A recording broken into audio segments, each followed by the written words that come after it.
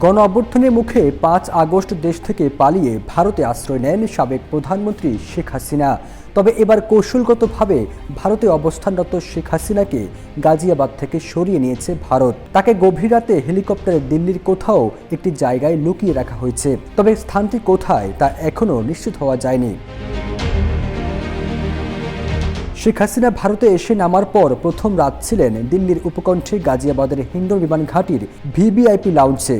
সেখানে প্রথম রাত কাটানোর পর তাকে গাজিয়াবাদের আধা সামরিক বাহিনীর একটি সেফ হাউসে সরিয়ে আনা হয়েছিল। তবে এখন তাকে সেখান থেকেও সরিয়ে গভীর রাতের অন্ধকারে রাজধানীর দিল্লিরই একটি গোপন ঠিকানায় মুভ করানো হয়েছে বলে জানা গেছে। ফলে শেখ হাসিনা ও তার বোন শেখ রেহানা এখন আর উত্তরপ্রদেশে না, রয়েছেন দিল্লিতে। আর এই মুভটা কোনো গাড়ি বহর নয়, করানো হয়েছে আকাশপথে হেলিকপ্টারে করে। ২৫০টিরও বেশি ডিজাইন অপশন নিয়ে ওয়ালটন স্মার্ট ফ্রিজ, বোঝে আপনার প্রয়োজন।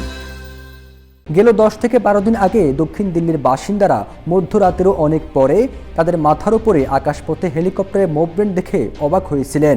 এত রাতে দিল্লির আকাশে হেলিকপ্টারের চলাচল কোনো স্বাভাবিক ঘটনা নয়। কিন্তু পূর্ব ও দক্ষিণ দিল্লির একাধিক জায়গা থেকে শহরবাসী কেউ কেউ এই দৃশ্য দেখেছেন।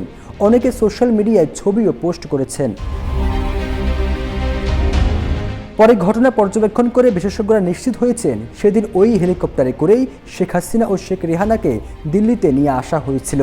দিল্লির ভেতরে সামরিক বাহিনীর অনেকগুলো হেলিপ্যাড রয়েছে, তার কোনো একটিতে শেখ হাসিনা ও শেখ রেহানা রয়েছেন। পরে সেখান থেকে গাড়িতে করে নিয়ে যাওয়া হয় কাছাকাছি কোনো এক গোপন ঠিকানায়।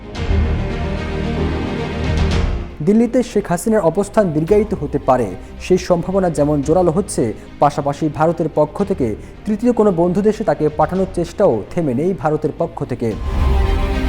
ফিরোজ আলম, জয় জয় দিন।